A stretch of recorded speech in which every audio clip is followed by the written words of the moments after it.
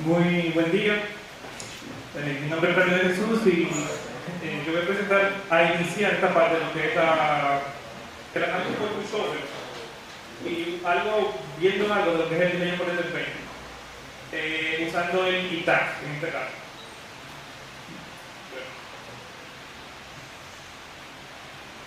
Entonces, yo voy a comenzar con una parte, un poco de teoría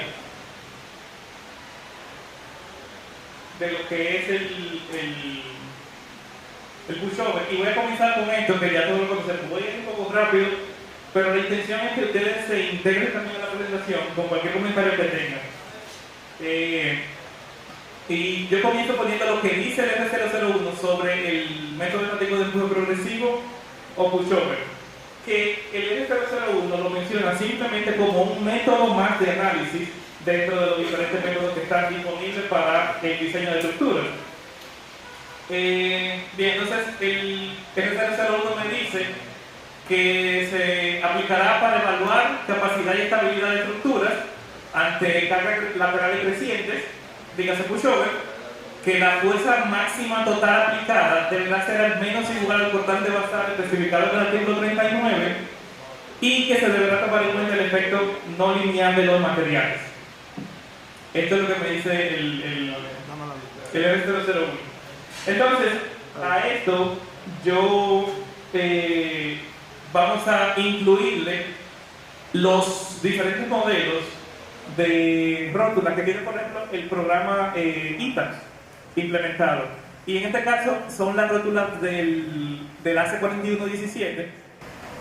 Hay, ¿verdad?, otras versiones anteriores y hay también otro tipo de rótulas, como son las rótulas de fibra.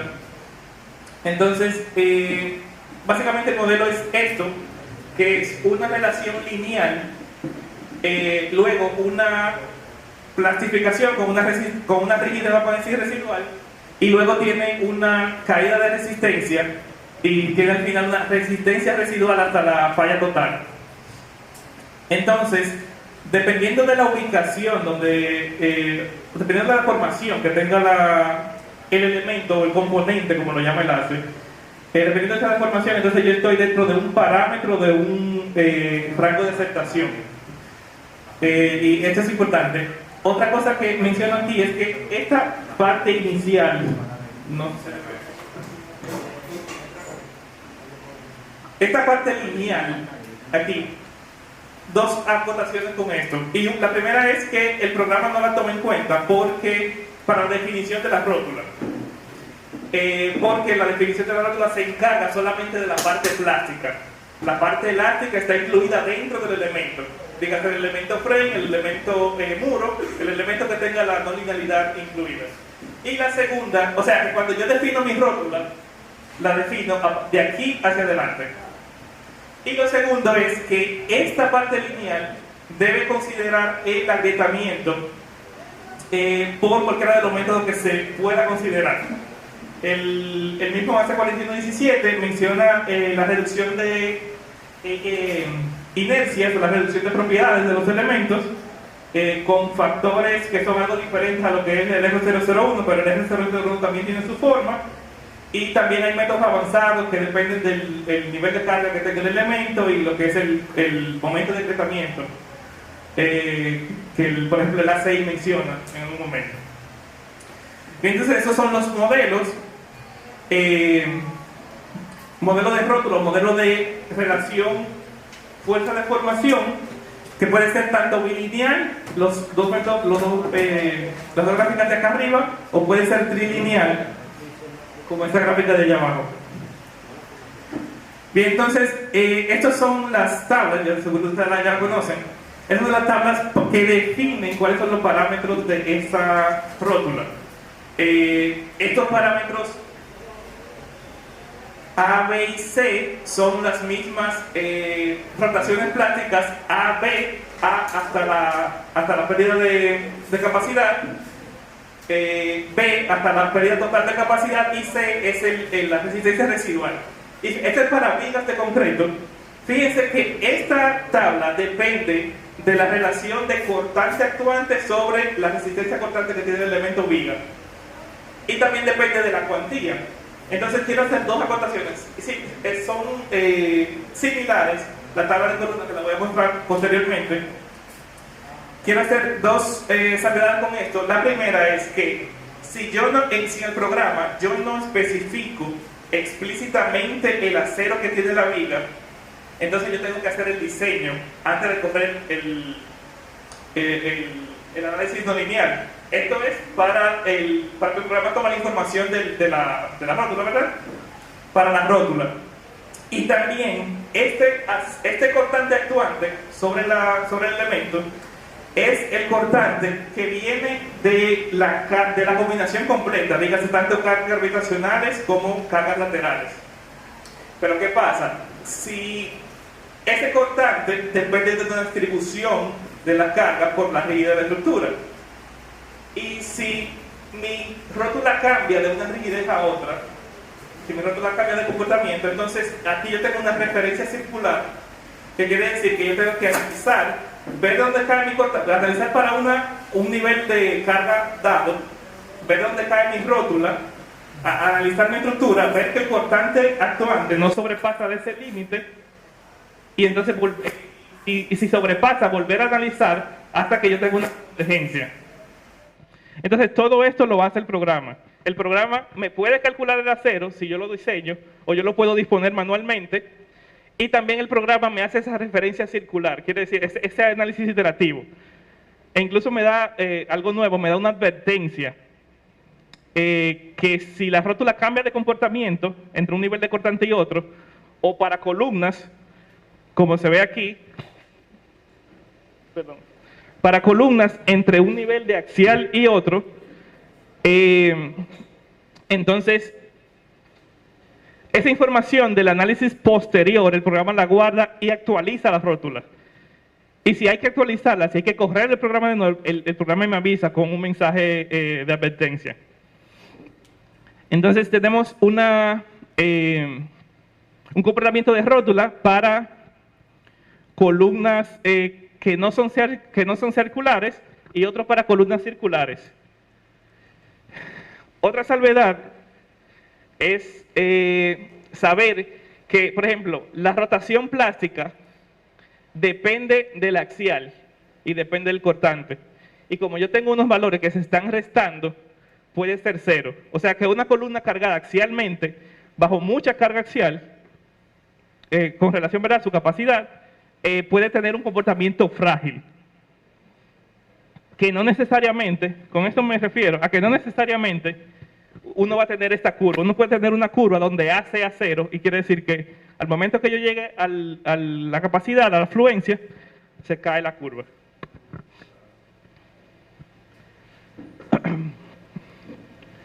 Bien, entonces, luego de que yo tengo la información de las secciones, yo debo aplicarle carga a la estructura para comenzar a empujarla. Pero ¿qué distribución de carga yo debería utilizar? Yo debería utilizar una carga uniforme, o debería ser una carga triangular, o debería ser basada en la masa, una ponderación tipo cuasiestático, o debería ser una forma modal. ¿Sí? Exacto.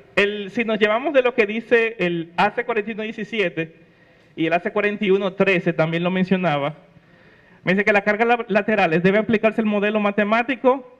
Literalmente dice esto: en proporción a la distribución de la masa en plano de cada diafragma de piso. Quiere decir que la carga debe aplicarse por piso, no entre pisos.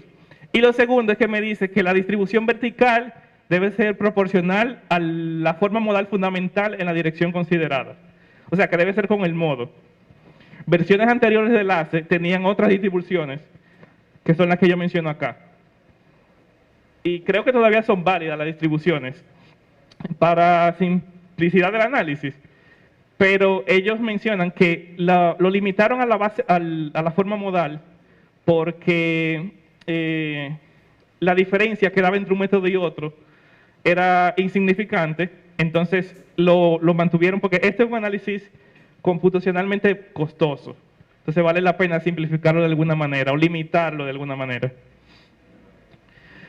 Bien, otra pregunta sería, ¿qué carga gravitacional se debería incluir dentro del pushover? si yo me voy al AC4117, yo tengo esta carga gravitacional que sería el 100% de la carga muerta, QD, más un 25% de la carga viva sin reducir, pero no menor a la carga viva real esperada. O sea que yo debo calcular cuál sería mi carga viva esperada. Eso se conoce más cuando uno tiene almacenes. Cuando uno tiene edificios residenciales, oficinas, no es tan conocida, vamos a decirlo así. Y tercero, carga de nieves. La carga de nieves al 100% también, pero esa no se contempla hasta mi conocimiento en República Dominicana.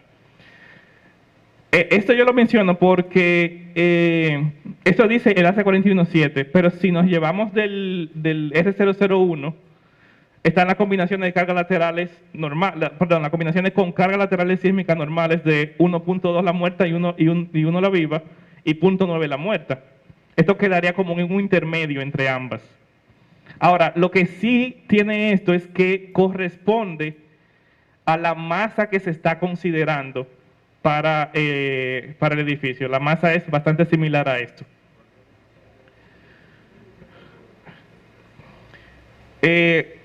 Otra pregunta es si se debería considerar entonces la torsión en un análisis pushover, y la respuesta es que sí.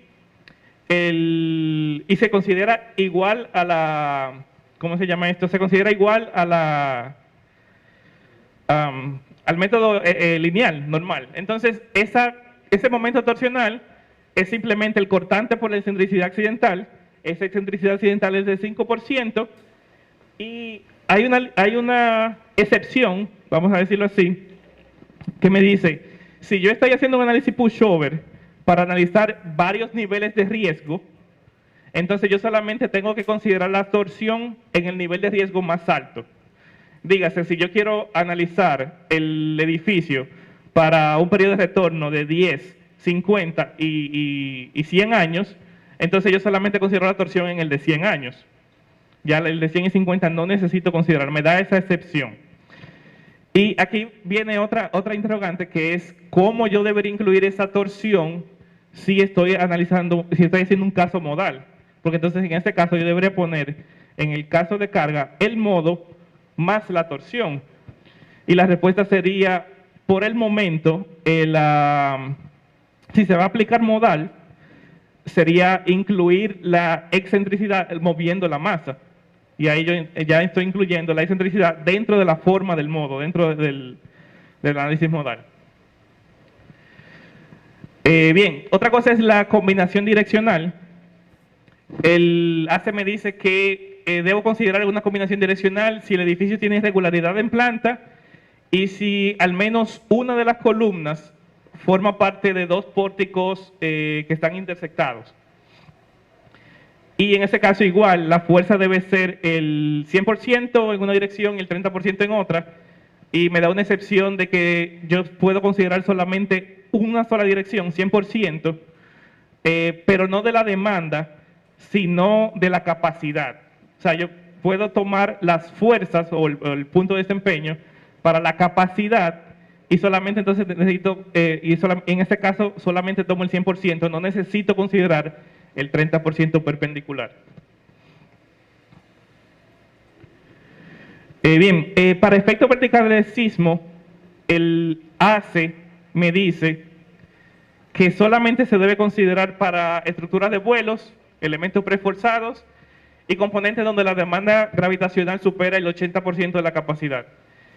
Eso igual es un análisis incremental, o sea, voy incrementando la carga vertical del sismo, pero no necesito combinarla en el caso del ACE con el sismo horizontal. O sea que son dos análisis independientes, uno para los elementos que soportan las cargas laterales y otro para los elementos que soportan las cargas verticales. Entonces, bien, al final de este análisis se tiene lo que es una curva fuerza de desplazamiento de la estructura, que sería esta curva de acá, y algo aleatoria al final. Entonces, esta curva fuerza de desplazamiento, el ACE me manda a idealizarla. Idealizarla quiere decir que en vez de tener un valor curvo, yo simplemente voy a tener un comportamiento básicamente trilineal, donde yo tengo una rigidez inicial, luego tengo una rigidez remanente, luego de la afluencia, y luego tengo una rigidez negativa, que sería básicamente ya la inestabilidad de la estructura. Entonces, el ACE me da parámetros para yo crear esta curva idealizada.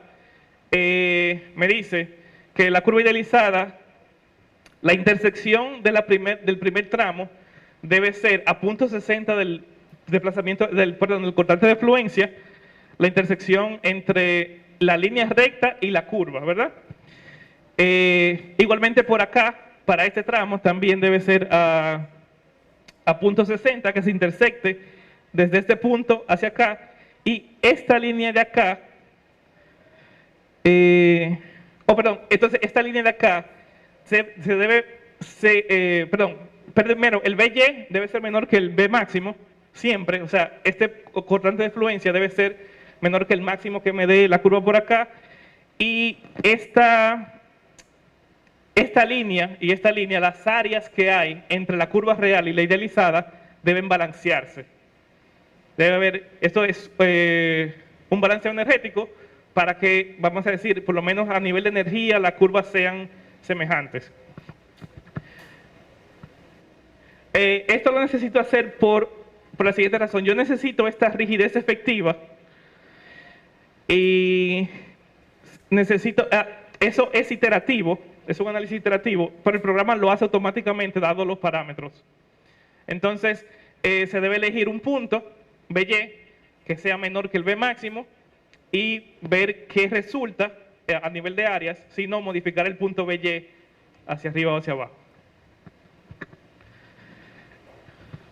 Entonces, esta curva es necesaria porque yo necesito tener la rigidez efectiva para entonces poder calcular el periodo efectivo y el desplazamiento objetivo. El desplazamiento objetivo, lo que me dice a mí es cuál va a ser la demanda de desplazamiento que va a aplicar para esa estructura, dada la demanda que se tiene del espectro y dada la característica de la estructura. Entonces, la característica de la estructura básicamente es la curva fuerza de desplazamiento. Entonces, necesito calcular este periodo efectivo, que depende de la rigidez efectiva y de una rigidez inicial, y con ese periodo efectivo, entonces calculo ¿cómo se llama esto? Calculo el desplazamiento objetivo, que depende también de otra serie de parámetros, entre ellos el factor del espectro, SA, que aplique, y una serie de coeficientes, pero básicamente el programa también lo calcula automáticamente. Estos dependen de un factor de relación entre lo que es el análisis estático y la forma modal, un factor que depende de la distribución de carga, o sea que todavía el ACE, dentro de ese factor C1, me da la posibilidad de tener distribuciones uniformes triangulares, aparte de la distribución modal. Pero esto lo da automáticamente el programa y esto es lo que vamos a ver más adelante. Aquí les dejo con mi compañera Claudia Tavares, que le va a mostrar cómo se desarrolla el modelo para correr un pushover. Gracias.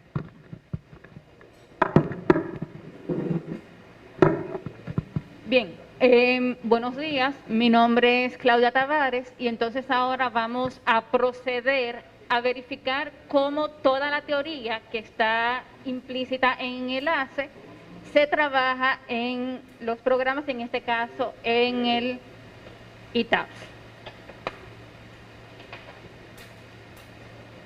Lo primero, como mi compañero les comentó, es que el diseño por desempeño no está limitado a edificaciones existentes.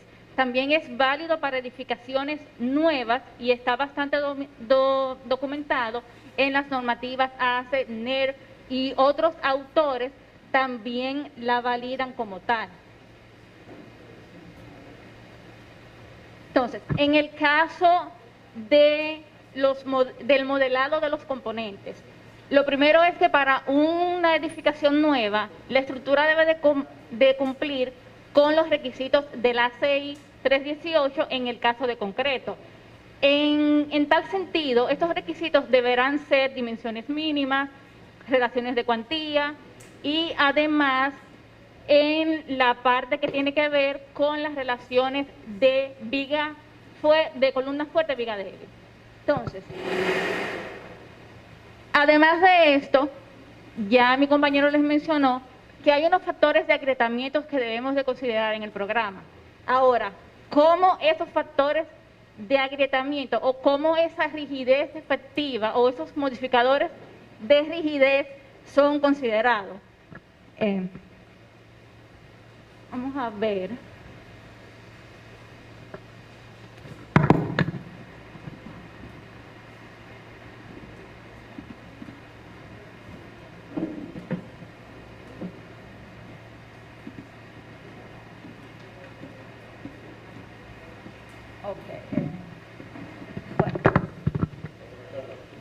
Lo primero es, vamos a ver, sí, que quiero que esto esté bien claro porque es una parte fundamental.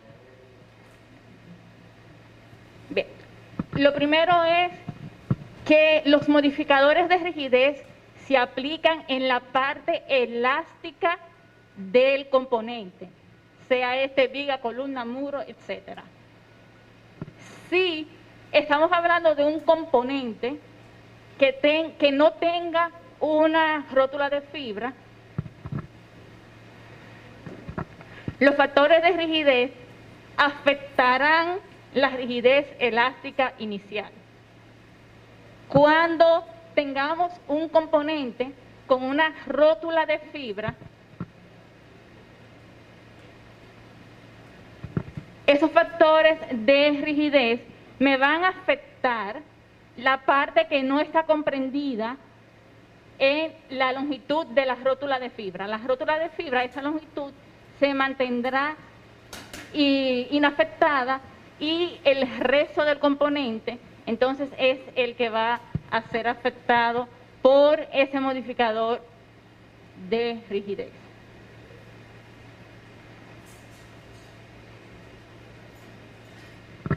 Ahora, cuando vayamos a ver la parte de la zona rígida, debemos de establecer primero la relación columna fuerte, viga débil. En función de esa relación, vamos a aplicar el factor de zona rígida. Si tenemos una relación de 1.2, entonces una relación de mayor a 1.2, entonces esos factores no aplicarán. Si tenemos una relación de 0.8, los factores serán en la viga, el factor de rigidez se aplicará en la viga y no en la columna, y en el caso en el que el factor sea de menor de 1.2, entonces estaremos aplicando un factor de 0.5.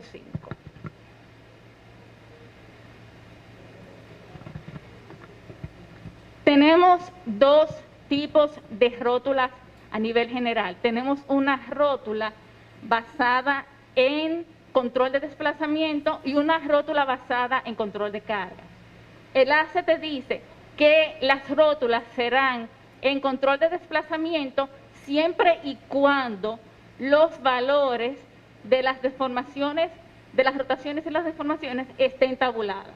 En el caso en el que no se tenga eso, estaremos trabajando con control de fuerza y a la vez vamos a utilizar los límites mínimos de la resistencia del material. Sin embargo, el programa, independientemente de que se haga control de desplazamiento o control de fuerza, va a trabajar con las características mínimas de resistencia del material.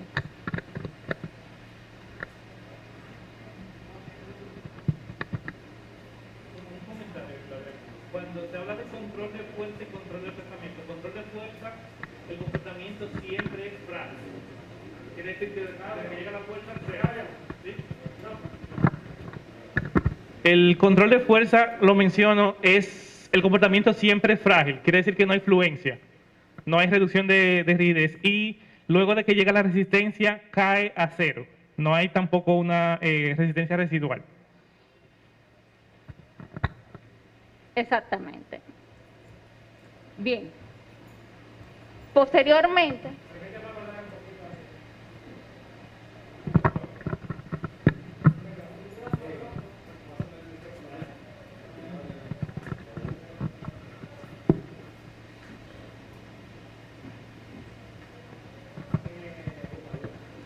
complementando lo que han dicho mis compañeros, básicamente cuando uno define un rótula de tipo force controls, lo que se busca es que esa rótula se comporte de manera elástica, que no sobrepase el rango, que no llegue al rango inelástico, ¿ok?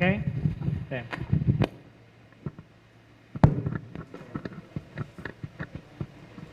Bien, siguiendo con los tipos de rótulas, tenemos rótulas isotrópicas, paramétricas y las rótulas de fibra. Las rótulas isotrópicas se recomiendan utilizar cuando se tengan unas histeresis isotrópicas y realmente no serían válidas para todo tipo de estructuras. Siempre se recomiendan cuando tengamos una curva PMM compleja y no simétrica.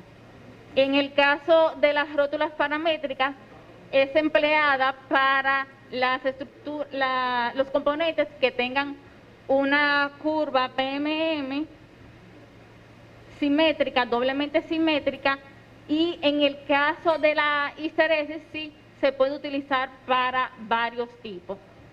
Y por último, las rótulas de fibra. Estas rótulas de fibra son bastante complejas. Su rango de aplicabilidad sería para cualquier tipo de sección, pero tienen la desventaja de que son muy costosas computacionalmente hablando. Lo que se hace en el caso de las rótulas de fibra es que la sección se divide en una cantidad N de fibras para cada tipo de componente, acero, concreto. En cada fibra se determina el comportamiento no lineal atendiendo a la curva no lineal del material, y la integración o la suma de todas esas fibras multiplicada por su longitud es lo que me da la rótula para la sección.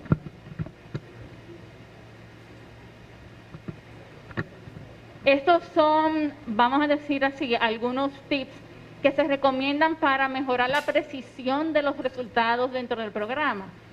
Que tengamos una cantidad suficiente de pasos, que utilicemos una pérdida de resistencia o una degradación equivalente a 0.1 o un 10% de la rigidez elástica, y debemos de saber que la curva Bath-Bone es válida si el punto de fluencia de la superficie no cambia, o sea, se mantiene constante, y es algo que puede suceder en el caso de rótulas PM2, M3.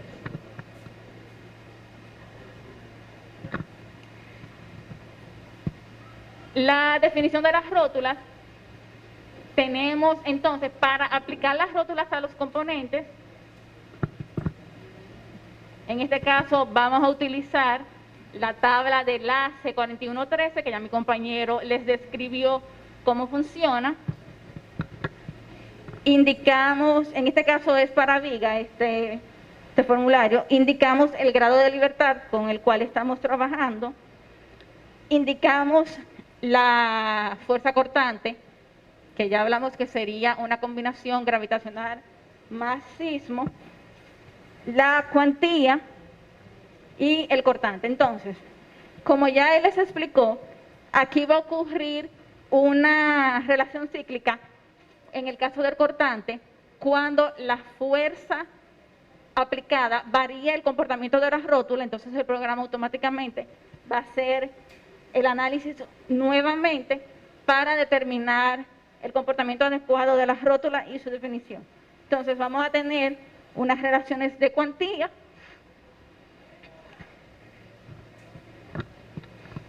Tenemos la relación de cuantía y tenemos entonces la condición de confinado o no confinado de los estribos. Esas características son las que me determinan a mí las propiedades de las rótulas. Entonces, vamos a hacer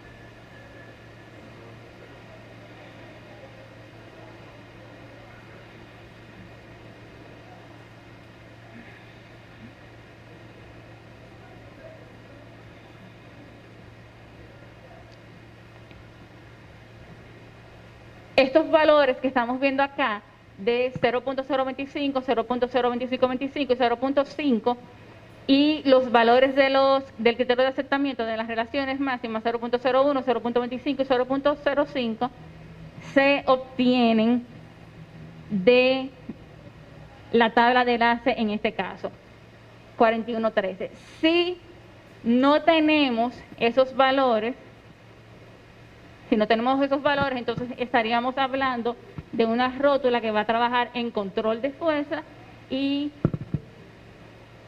el usuario generalmente en este caso tendría que definir la misma manualmente, o también se recomienda que se hagan pruebas de calibración para determinar dichos valores.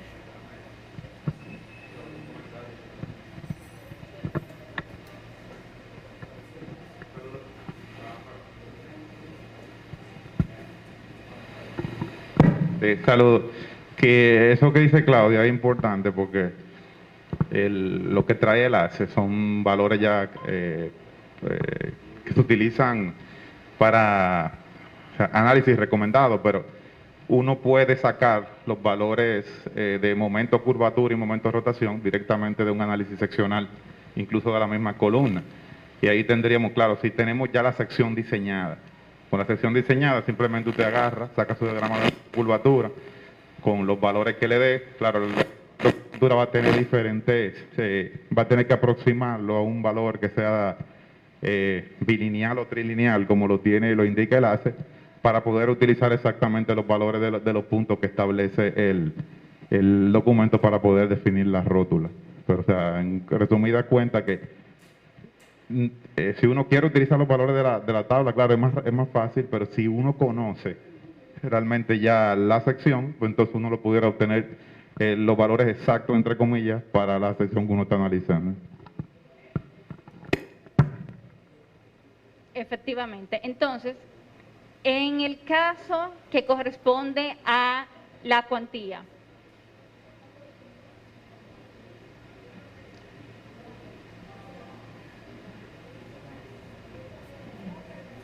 tenemos dos opciones. Podemos pedirle al programa que me diseñe la sección o que la chequee. En el caso en el que coloquemos las secciones para ser chequeadas, para ser diseñadas, esto implica que debemos de correr nuestro análisis estático lineal de manera inicial y correr el diseño convencional para que el programa determine los valores de diseño, del acero de diseño requerido. En el caso de las vigas, tenemos la opción de colocar los valores de las cuantías, tanto en la parte superior como en la parte inferior, en los extremos izquierdo y derecho, o dejar que el programa diseñe. Si mantenemos las dos secciones para que el programa diseñe, entonces haríamos lo que les dije anteriormente.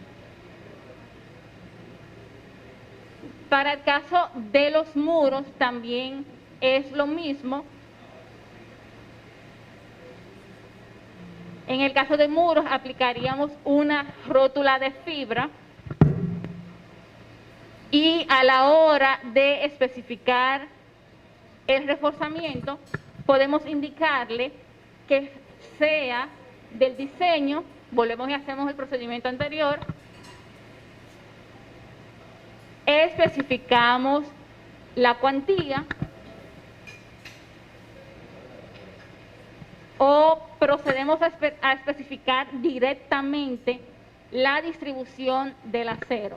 Para este modelo nosotros escogimos la tercera opción y indicamos una distribución de acero de varillas de media a 20, tanto vertical como horizontal, sin confinamiento en los extremos, sin elementos de borde.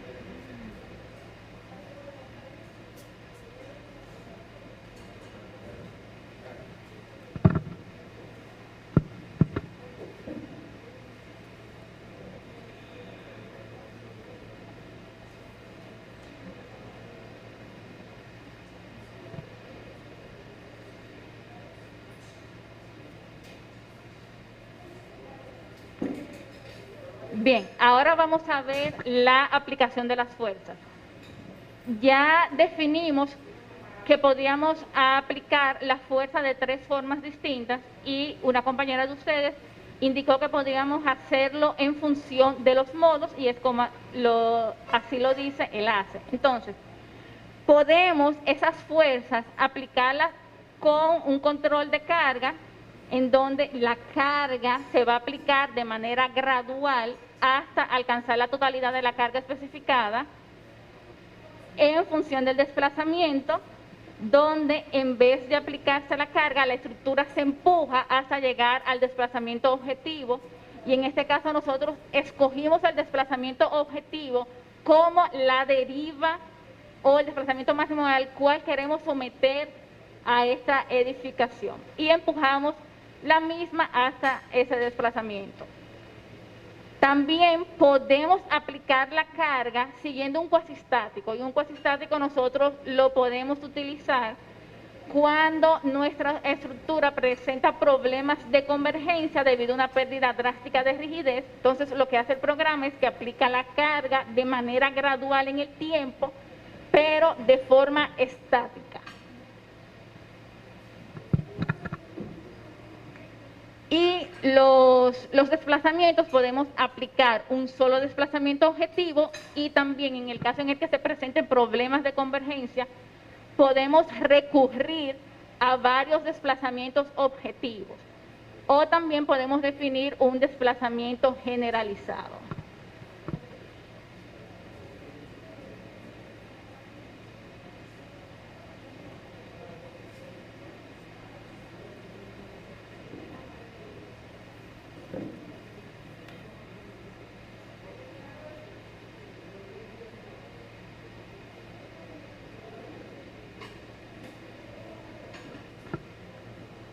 Acá podemos especificarle más desplazamientos objetivos en el caso en el que la estructura presente problemas de convergencia para lograr el desplazamiento objetivo en un solo punto.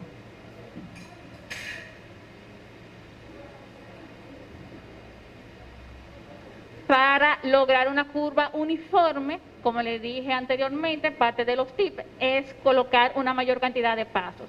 Eso hace que la curva se me desarrolle de manera más suavizada y que se pueda capturar la mayor cantidad de puntos posibles.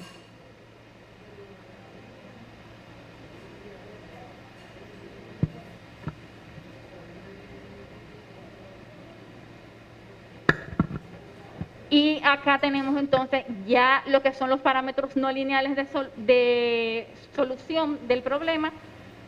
Utilizamos un evento y evento solamente. Podemos combinar el evento y evento más una iteración o realizar iteración solamente. Un número total de pasos nulos de 100 y que se haga la corrección para todos los pasos.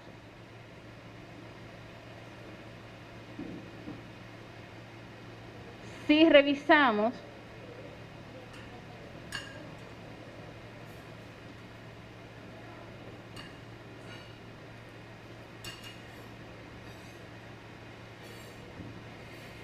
nosotros decidimos aplicar la carga en función de los modos. El modo 1 es un desplazamiento puro en Y, y el modo 2 en la dirección X. En función de esto, definimos nuestra carga. En el caso de la carga gravitacional,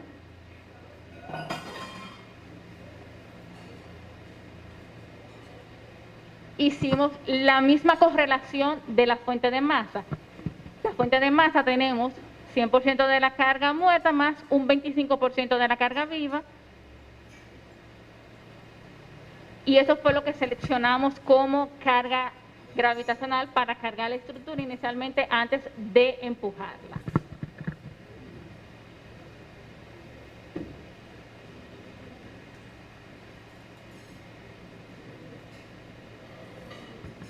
Bien, ahora los voy a dejar con mi compañero Braulio, quien va a explicar el resultado, la curva de capacidad, y vamos a aplicar unos parámetros para revisar el desempeño de la estructura.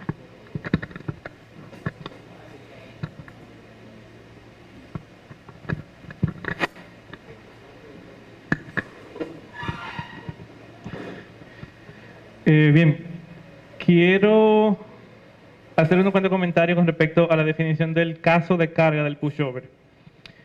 Lo primero es, solamente tengo que especificarle acá al pushover que continúe desde el caso de gravedad. O sea, primero se aplican las cargas gravitacionales, luego comienzo a empujar. Esto es necesario porque necesito saber cuál es la carga axial actuante sobre las columnas. Lo segundo es con respecto a este formulario, es el que yo le especifico acá, el desplazamiento esperado. Este lo tomamos, este es un número más o menos aleatorio, porque no sabemos hasta cuál es la capacidad de la estructura antes de hacer el pushover. Entonces lo que hicimos fue tomar el desplazamiento elástico que yo tengo de un sismo estático que analicé posteriormente, lo multipliqué por el CD del mismo código R001 y eso lo multipliqué también por 1.5. Ese 1.5 es un valor de enlace, me dice que debo tener el desplazamiento desde 0 hasta 150% el desplazamiento objetivo, que no lo conocemos todavía. Otra cosa es que debo indicar al programa cuál es el punto que se va a monitorear, o sea, en qué punto se va a medir el desplazamiento. Y ese punto debe ser en el techo, según el ACE, y debe ser cerca del centro de masa, si no es el mismo centro de masa. Y por último, debo elegir un punto y una dirección de desplazamiento que aumente o que aumente monotónicamente con el aumento de la carga. Esto suena como trivial, pero es bastante importante porque si no el análisis no va a correr adecuadamente. Tengo que seleccionar el punto que si yo estoy empujando en X y el desplazamiento de ese punto aumenta en X también. Bien, entonces yo tengo un análisis corrido acá de esta misma definición y a ese análisis yo le puedo revisar la curva de capacidad. Esa curva de capacidad es tanto para X, pushover en X, como para Y. Entonces yo tengo esos dos comportamientos hasta el desplazamiento obtenido. Aquí yo tuve un desplazamiento máximo, por ejemplo, de 245 en Y, y en X tuve un desplazamiento máximo de 218. Y los cortantes, por ejemplo, en X 623 el máximo, en Y 363. Vamos a comparar lo que me dice, por ejemplo, el R001 con respecto a esto, con este desplazamiento que tengo. Si yo reviso para los casos de carga estático, SX y SY, la fuerza basal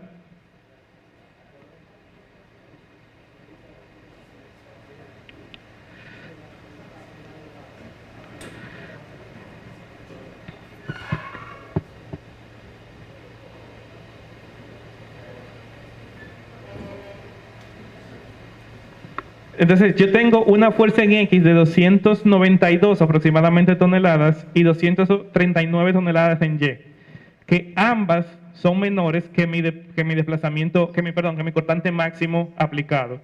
Entonces, por ese lado estoy bien con el R001. Lo segundo entonces sería determinar cuál sería la curva idealizada y el punto de desempeño. Para esto yo tengo que definir un espectro de respuesta. El espectro de respuesta que aplique. Utilizamos estos parámetros que en realidad serían para SS.6 la aceleración, para S1.45, factor de suelo 1.2 en FA y 1.5 en FB, es campo lejano, y debo tener un RD de 1. Ese debe ser el espectro elástico. No factorado, entonces debo tener un RD de 1. Pero además de esto, ese debe ser un espectro para el sismo máximo considerado no el sismo de diseño.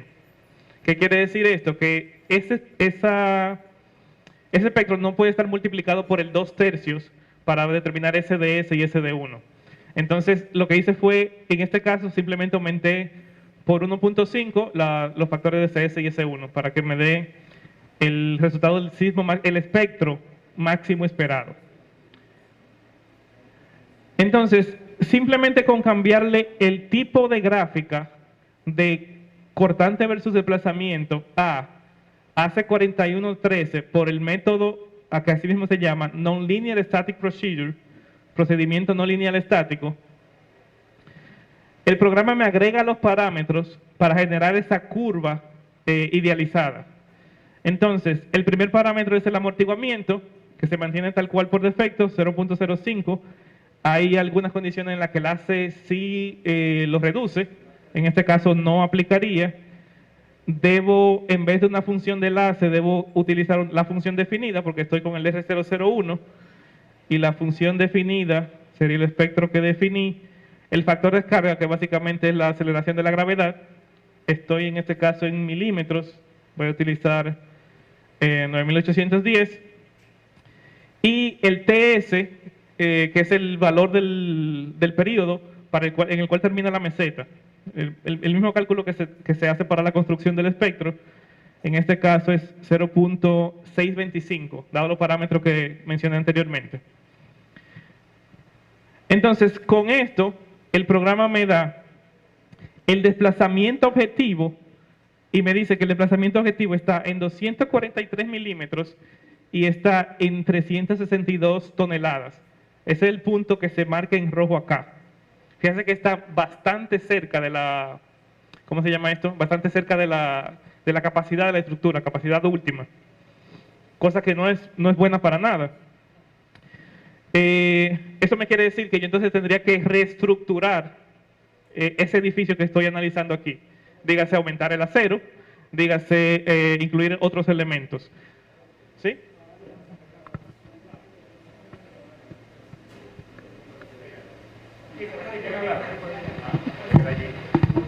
Fíjense que el punto de desempeño dio casi al final de la curva. ¿Tú puedes hacer un zoom?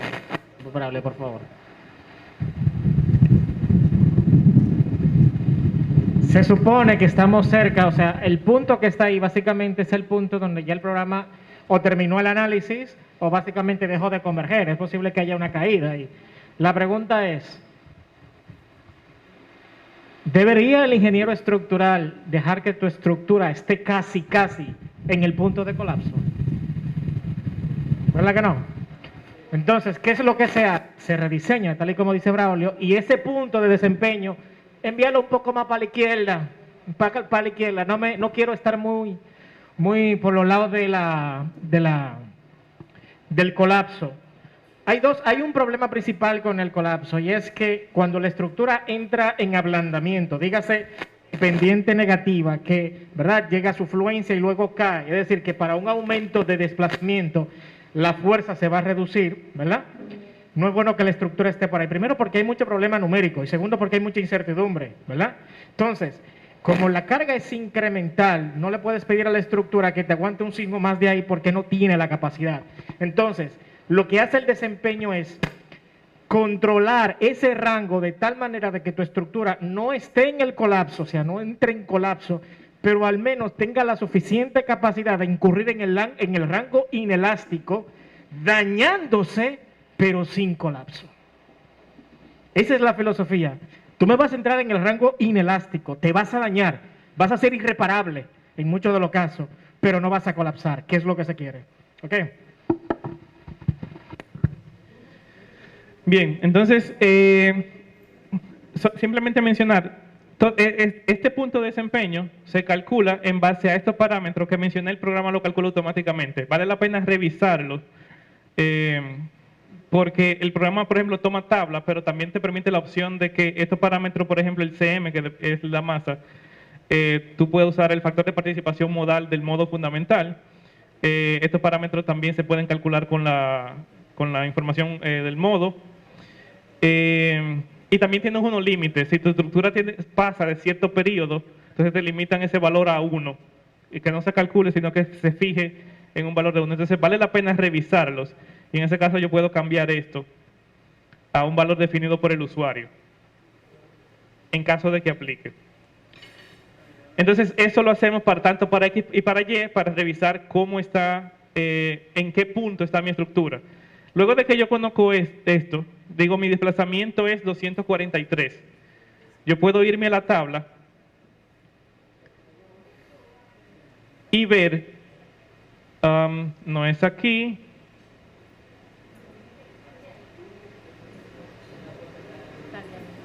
No, era en mí. Ajá.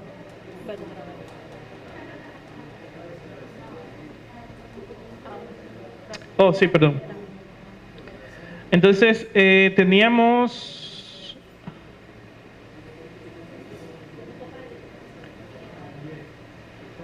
En Y, exacto. Teníamos en Y 243. Vamos a irnos a esta gráfica de nuevo en Y. Le pedimos que nos muestre la tabla. Y esto es simplemente para verificar, ya que es un análisis paso a paso, vamos a verificar en qué paso yo alcanzo ese desplazamiento. Sabemos que es cerca del último, pero queremos ver el paso exacto, ¿verdad? O lo más aproximado. Y aquí tengo, para el paso 99, tengo un desplazamiento de 242.55, para el paso 100 ya se pasa. Entonces, la intención de esto es revisar la estructura. El caso pushover en Y en este caso, para el paso 99, y voy a revisar la estructura para ver en qué estado están mis rótulas. Una vez yo veo cuál es el punto de desempeño, yo tengo que saber en qué estado están mis rótulas. Porque si en el punto de desempeño mis rótulas están en un criterio de aceptación superior al que yo quiero ponerlas, entonces debo también rediseñar mi estructura. Ya mi estructura no pasó. Y eso es un ratio igual que el ratio de diseño. Tengo los puntos de la curva, B, C y D, donde B es influencia, C es básicamente el primer colapso y D es ya el colapso total. Y también tengo los criterios de aceptación, que son ocupación inmediata, seguridad de vida y prevención de colapso. Entonces yo por aquí puedo revisar en qué estado están mis rótulas. Pero también puedo revisarla definiendo un performance check, un chequeo de desempeño. Aquí tenemos uno definido, voy a pedir al programa que me lo muestre, y es simplemente para el pushover en Y, le especifico el paso que está cerca del punto de desempeño y le pido que en ese performance que me dé el máximo. Yo puedo, por ejemplo, también poner el pushover en X y poner el paso si lo conociera, poner el paso que aplique, pero es bueno hacer este chequeo independiente en una dirección y otra. Vamos a dejarlo solamente en Y y vamos a incluir entonces las rótulas de columnas y de muros. Cuando le digo al programa que me muestre ese performance check, este fue el que definí para todas las demandas, para todos los ratios y para el nivel de desempeño que yo quiero revisarlo. Voy a revisarlo primero para prevención de colapso y le voy a dar a aplicar.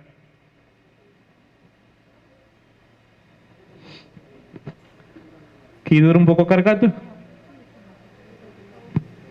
Ok.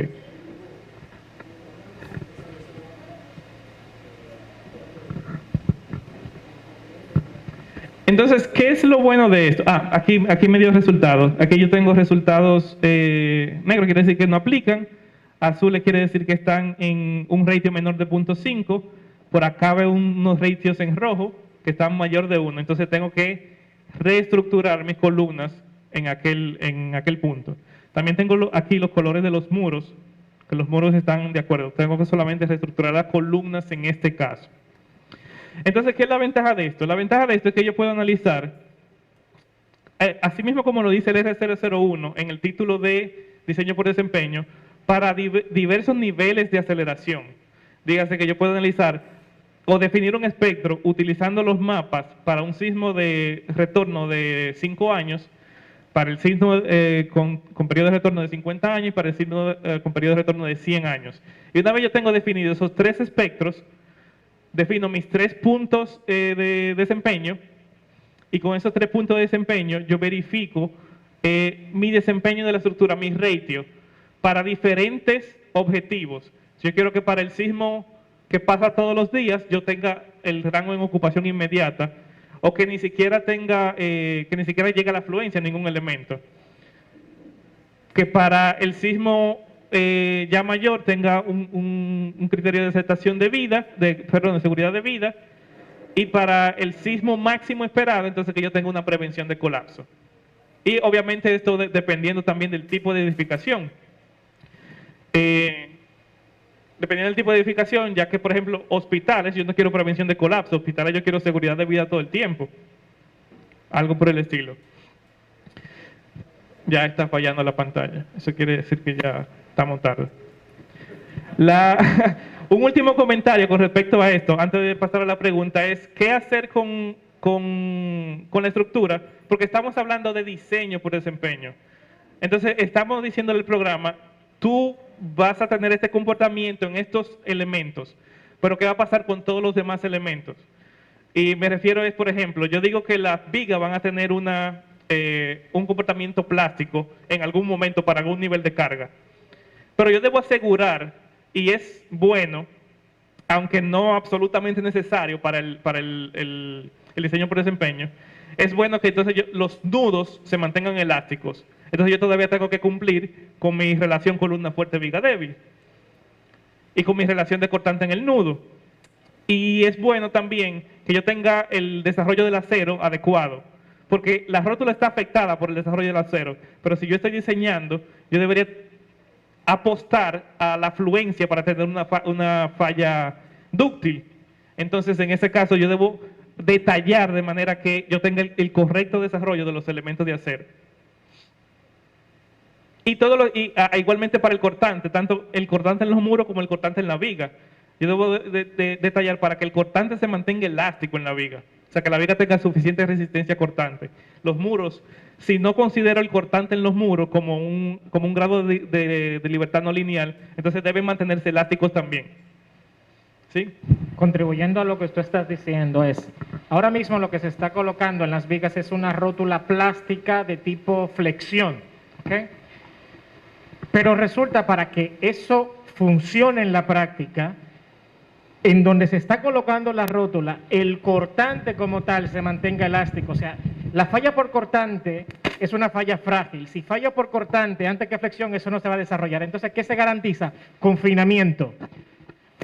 Se necesita garantizar confinamiento para que al final se desarrolle la rótula flexión. Bien, entonces, como no está modelada explícitamente la rótula cortante, que también se pudiera hacer, la idea es que la rótula cortante, si se modela, necesita ser modelada como force control, de tal manera que la resistencia nominal de la sección no sobrepase, o sea, la carga lateral que se está aplicando o el cortante que se está generando por la carga lateral no pase la resistencia nominal de la sección. ¿Ok? Entonces, es algo que si no se modela, el usuario necesita verificar la resistencia nominal y verificar que cada cortante que le está llegando ahí sea menor. Bien, eso lo podemos hacer aparte, pero se tiene que garantizar para que se desarrollen los mecanismos plásticos de disipación que en el nudo o en la zona donde yo tengo la rótula, el cortante sea elástico. ¿Ok? Bien, entonces con esto yo termino mi presentación y si tienen alguna pregunta la pueden hacer por ahora.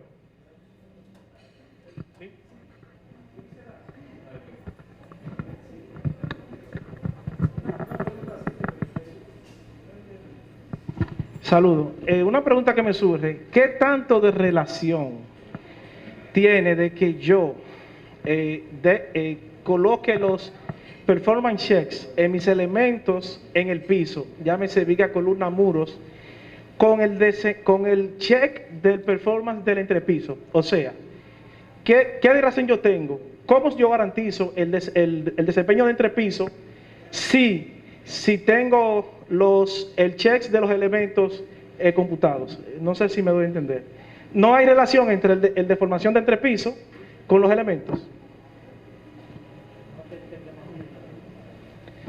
Aquí vemos los performance check que ustedes hacen, lo hacen por elementos, así es. Si yo quisiera chequear el entrepiso, me garantizo que si yo lo hago por elementos, me cumple el entrepiso. A un diseño por desempeño, por ejemplo, operación inmediata.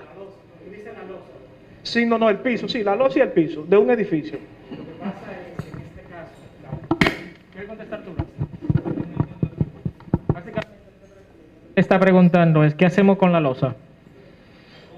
Ok.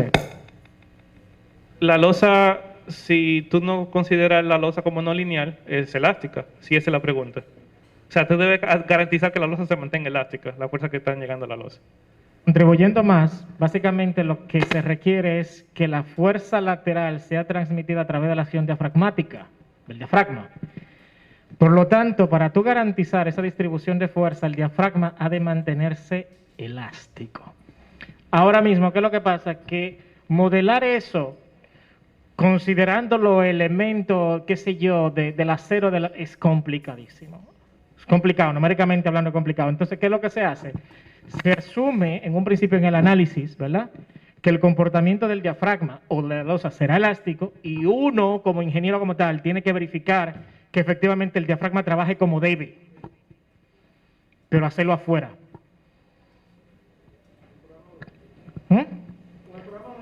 No, porque no tenemos rótula para áreas, no tenemos rótulas como quien dice para elementos de área, de flor. No, y aparte no te conviene mantener el diafragma elástico, no conviene, porque al momento que el diafragma es inelástico, por algún punto, te va a cambiar la distribución lateral de la fuerza en los elementos de carga lateral, la línea de resistencia. Ajá, entonces, correcto. ese cambio de fuerza súbito, el mismo efecto que tú tienes con una torsión extrema, que estamos tratando de evitarla. Entonces, si no te conviene por esa distribución de fuerza a los elementos, a la línea de resistencia, entonces procura que el diafragma sea elástico. Es lo que conviene. Realmente debe ser así, que se mantenga elástico, porque en el momento en que el diafragma como tal lo asumimos, o sea, hay mucha incertidumbre como tal. En el momento que se asume que el diafragma se va a comportar de manera inelástica, ¿verdad?, se está cambiando la dinámica de la estructura y la distribución de la carga lateral. Entonces, ¿qué es lo que tú requieres? ¿Cuál es el objetivo del diseño por desempeño? Básicamente decirle, no, es aquí en estos puntos donde yo voy a garantizar disipación, porque si no, no hay manera de controlar en dónde se va a disipar en el diafragma. Y de hecho no se asume que el diafragma disipe. El diafragma tiene que mantenerse elástico. Es posible. Por eso es que hay que diseñar, cuando se diseña un edificio, permíteme, Braulio, o sea, la gente tiene que analizar el entrepiso, ¿verdad?, para que cumpla con la función gravitacional que toque, pero también tiene que diseñarlo para que cumpla su acción de diafragma. Calcular el acero de Church, los colectores, ese tipo de cosas, porque si no, básicamente en las intersecciones donde están los muros, en el momento en que el diafragma rompa por donde está el muro, no hay manera de transmitir la carga. Por eso es que se debería hacer el diseño por diafragma y que el mismo sea elástico. De hecho, el ACE, abundando un poco más, cuando diseña el diafragma, no lo diseña con las combinaciones últimas, lo diseña con las combinaciones que incluyen la sobreresistencia. ¿Por qué? Porque se requiere que el diafragma se mantenga elástico. Solamente quería agregar, y que tú me ayudes con eso. El programa tiene una implementación, por lo menos el SAP 2000, no sé si la tabla tiene, de elemento finito no lineal. O sea, que tú puedes modelar un elemento área no lineal. Quizás sí tú lo podrías hacer. Yo sé que se puede hacer para los en SAP, no sé si en ETABS. Técnicamente se puede, pero hay que esperar de aquí al año que viene para que termine el análisis. Sí. Porque es caro. Es bastante complicado. Y es bastante iterativo porque depende de la discretización. Entonces tiene que el ingeniero interpretar que los resultados sean correctos. La idea, abundando un poco más, la idea del diseño por desempeño es que en donde se asume o en donde se presume que va a haber un comportamiento inelástico, se coloca en la rótula.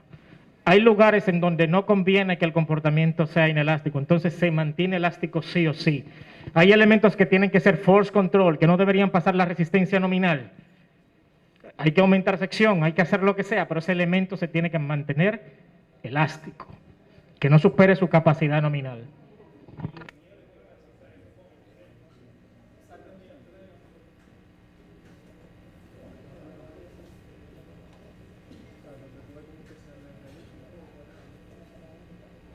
Gracias, ahora sí.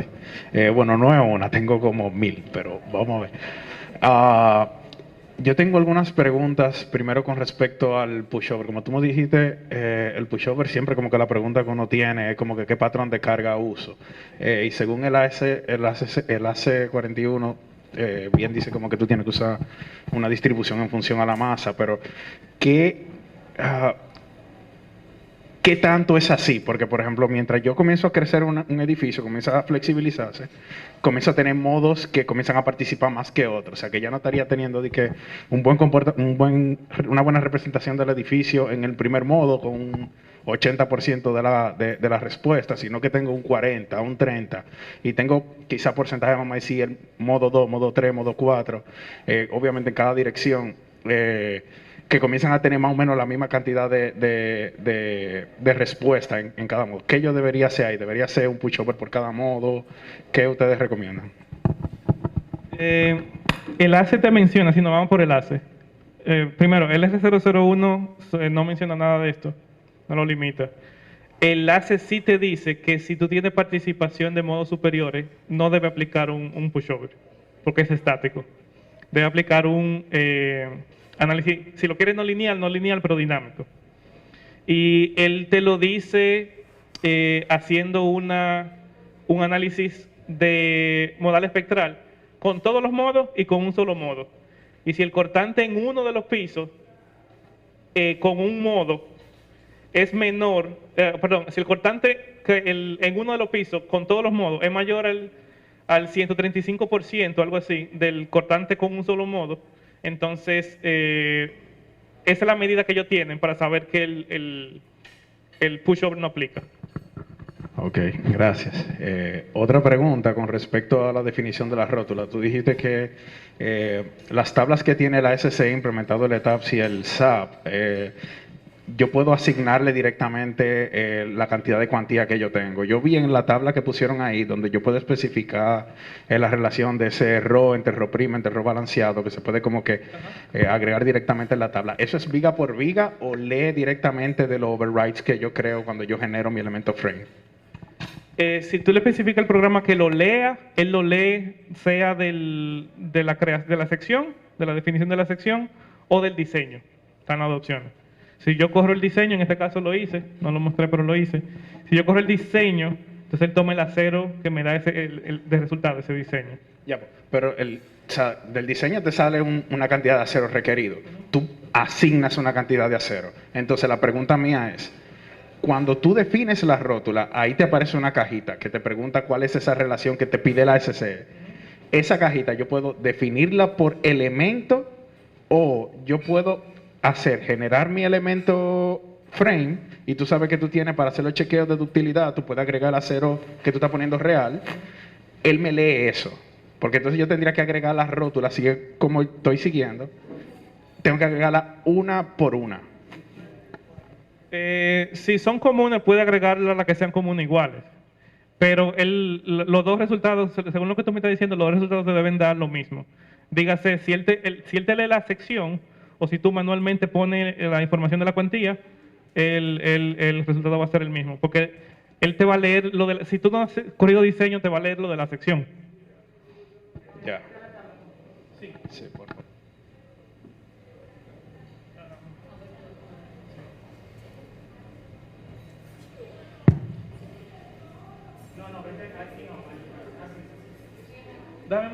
Déjame mostrar eso un segundo. Voy a agregar una nueva rótula. Tú dices por aquí que yo puedo agregar manualmente el valor. Exactamente, ahí. Si yo le digo del diseño actual y no he corrido diseño, él va a tomar el valor de la sección. De la sección, o sea, me va a tomar solamente cuantía requerida. Pero entonces ve a frame, ve a chequear la section properties y coge una viga que tú tengas, la viga que tú pusiste. Ajá. Ve al reinforcement. Yo te pregunto, él me lee eso. Esto es lo que va a leer, sí. Si Eso tú no es has lo que cogido lee, diseño, ok. él va a leer esto. Ok, esa era mi pregunta. Si corriste diseño y el diseño te dio mayor a esto, Ok, entonces vas a leer el diseño. ok. Y entonces una pregunta, ya que tú estás ahí, tú estás viendo que yo tengo ahí el river material. La propiedad de que él va a usar para la fluencia del acero, ¿va a ser la fluencia nominal que yo pongo o O la esperada. o la esperada? Es una buena pregunta. Me parece que es la nominal, ¿verdad? Él toma la nominal. Él toma la nominal para entonces sacar la rótula, no saca con la esperada. No, él no se la con la esperada. Sí. Ok. El programa es conservador en ese sentido. Ok. Pregunta, y eso viene con un poquito con lo que usted estaba discutiendo. Las rótulas que están usando la SCE son rótulas fenomenológicas, entonces esas rótulas tienen muchas cosas metidas ahí dentro que uno como que no está viendo como de plano. Entonces mi pregunta es, ¿existe una manera en que yo pueda acoplar los grados de libertad? Por ejemplo, si yo tengo una viga, yo pongo una rótula flexión, pero quiero en el mismo punto agregar una rótula acortante. ¿Existe algo de acoplamiento en esos 2 grados de libertad? No hay acoplamiento. Perfecto. ¿Y con los elementos de muro, hay acoplamiento acortante? No, tampoco. Tampoco. Ok. Bueno, esas eran mis preguntas. Gracias.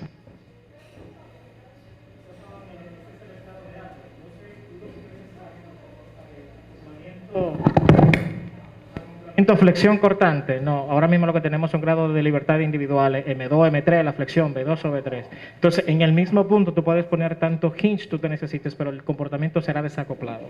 ¿Okay? El único acoplado que hay es el de la columna, que es carga axial, momento 2, momento 3.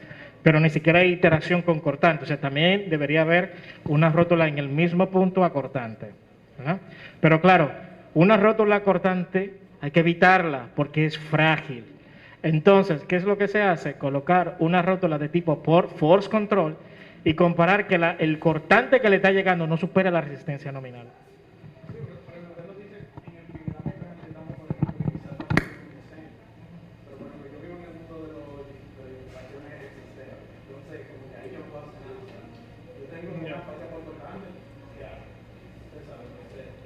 ¿Pero a qué te refieres con falla por cortante? Cuando usted esté modelando...